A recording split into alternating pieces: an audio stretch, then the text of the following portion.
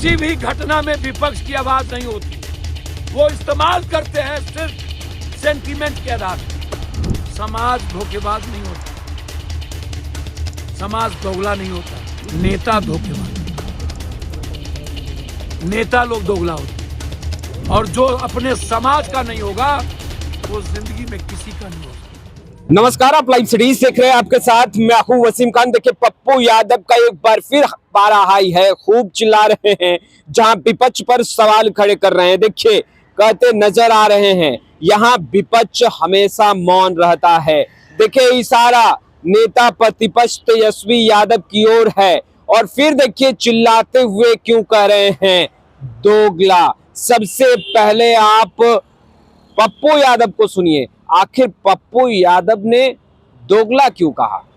JP के परिवार पर जब नरसंहार हुआ था वहां भी हमने कैंप किया, और जब भी छपरा में कोई जुल्म हुए तब भी हम एक परिवार के तरह यहाँ हमेशा आए, और मुझे लगा कि परिवार के तरह ही मुझे खड़े रहने चाहिए।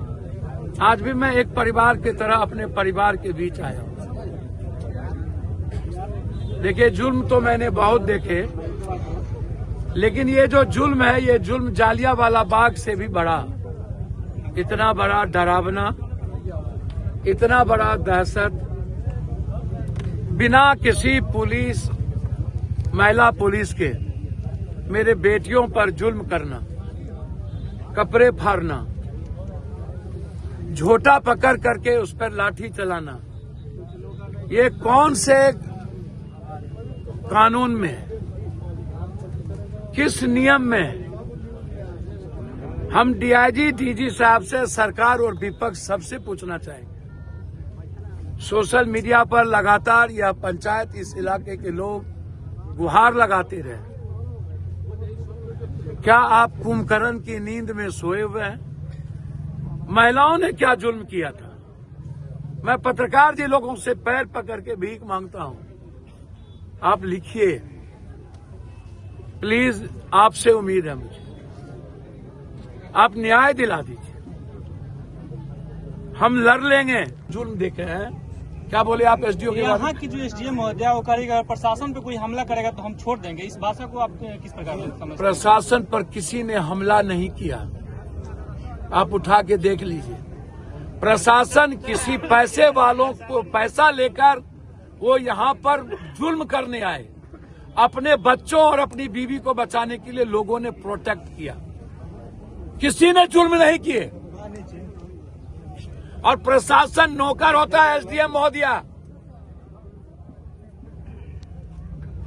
आप कानूनी कार्रवाई करते, एफआईआर लॉन्च करते, आप वारंट निकालते, आप कुर्की करते, आपको राइट है, लेकिन आपको ये जुल्म करने का राइट नहीं दिया। जिसने गलत किया होगा आप उसको सीसीटीवी फुटेज के मुताबिक आप उस पर कार्रवाई करते। सर, अभी तक कार्रवाई आपके पास सीसीटीवी फुटेज होता। आप कानून से ऊपर नहीं हैं, आप गुंडाई नहीं कर सकते हैं, आप कानून का इस्तेमाल लेकर के आप जनता पर जुल्म नहीं कर सकते। ये आपको अधिकार नहीं दिया है कानून ने। इसीलिए किसी को, ना हमको, ना किसी को, ना किसी ताकतवर आदमी को, जो हुआ है वो महागुंडई है। किसी भी घटना में विपक्ष की आवाज नहीं होती। वो इस्तेमाल करते हैं सिर्फ सेंटीमेंट के आधार पर। हमारे समाज की मजबूरी हो जाती है। समाज धोखेबाज नहीं होता, समाज दोगला नहीं होता है, नेता धोखेबाज होता है।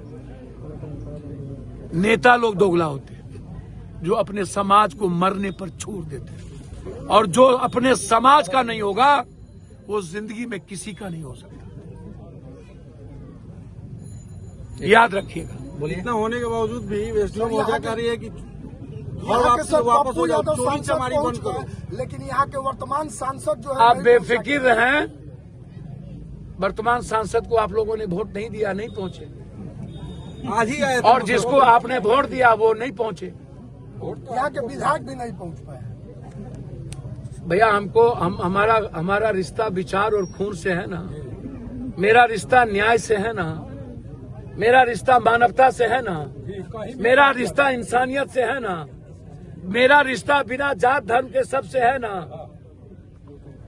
मेरा रिश्ता हर घर से है ना। 3 घरों में सब चोरी हो गई, अब तक कार्रवाई सर 3 घरों में चोरी हुई, उसके बाद भी अभी तक पूरा देश का प्रशासन एक हो जाएगा तब भी मुझे लड़ने आता है। पूरा देश का गुंडा एक हो जाए तब भी मुझे लड़ने आता है। हमें लड़ने में मरने में हम संख्या नहीं खोजेंगे। हमें किसी जमात और जात की जरूरत नहीं है, अकेला काफी है। लेकिन जो घटना घटी है,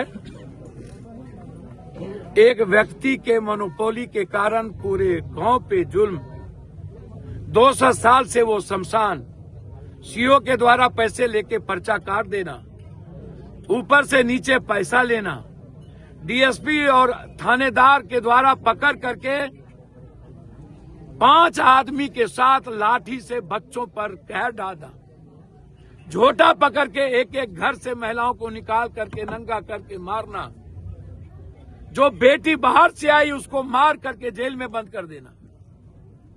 क्या ये सीधा हमारे न्यायालय महोदय को नहीं दिखता है?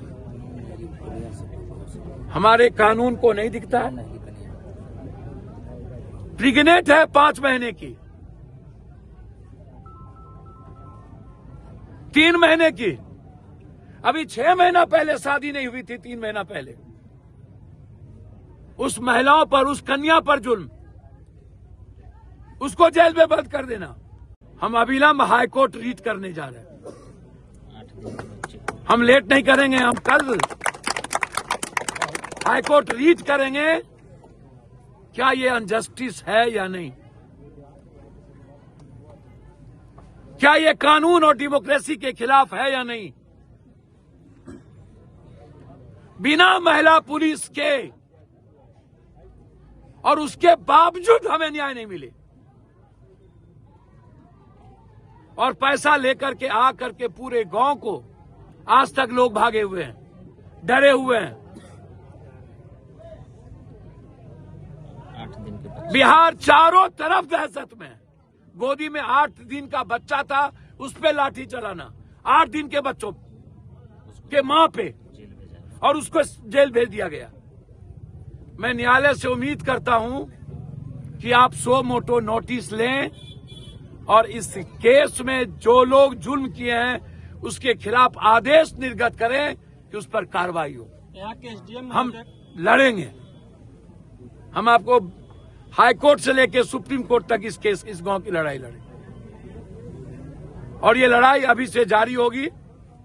आज शिवरात्रि है, छुट्टी है। हम उम्मीद करेंगे कि कल से इस लड़ाई की शुरुआत हो। अनाथ नहीं है। तो आपने सुना पप्पू यादव को। देखिए पप्पू यादव खूब चिल्लाए, पारा हाई है, कोर्ट जाने का बात कर रहे हैं और कहते नजर आ रहे हैं कि देखिए एसडीएम साहिबा आप नौकर हैं, खुलकर कह रहे हैं। दूसरे तरफ समाज की बात कर रहे हैं। पप्पू यादव कह रहे हैं कि समाज दोगला नहीं होता। और देखिए पप्पू यादव का गुस्सा विपक्ष पर फूटा है, पारा हाई है। और देखिए लॉ एंड ऑर्डर को लेकर किस तरीके से पप्पू यादव ने सवाल खड़े किए। पप्पू यादव सारण पहुंचे थे और सारण में जिस तरीके से पुलिसिया दमन कह सकते हैं, बर्बरता पूर्वक लाठियां बरसाई गई और गांव के लोग दहशत में। आपने पप्पू यादव को सुना, पप्पू यादव किस तरीके से सवाल खड़े कर रहे हैं। कहते नजर आ रहे हैं कि विपक्ष तो हमेशा मौन रहता है, ना ही कुछ बोलता है और ना ही सवाल उठाता है। देखिए पप्पू यादव कह रहे हैं रुकने वाले नहीं हैं, मैं कोर्ट जाऊंगा और कोर्ट में तमाम लोगों की आवाज जो है वो बुलंद करूंगा और एक बड़ी लड़ाई। देखिए पप्पू यादव लड़ने के लिए कदम आगे बढ़ा रहे हैं। लॉ एंड ऑर्डर को लेकर भी गुस्सा फूटा पप्पू यादव का और पुलिसिया दमन को लेकर के भी पप्पू यादव खूब गरजे। देखिए आए दिन जिस तरीके से आपराधिक घटनाएं हो रही हैं उसका भी जिक्र पप्पू यादव कर रहे थे। फिलहाल इस वीडियो में इतना ही। अब तक आपने हमारे चैनल को सब्सक्राइब नहीं किया है तुरंत सब्सक्राइब कर ले। आपका बहुत बहुत शुक्रिया।